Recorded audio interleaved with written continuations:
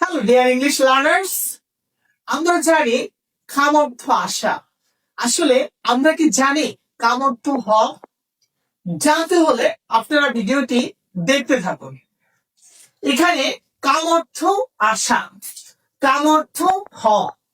এখন কাম কখন আশা হবে এবং কখন হ হবে এই জিনিসটা আমরা ক্লিয়ার হই। For example, may I come in, আমি কি ভিতরে আসতে পারি? এখানে কাম অর্থ আশা।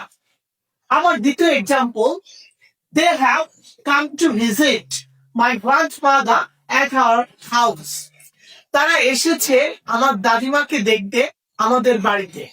এখানেও কাম অর্থ আশা।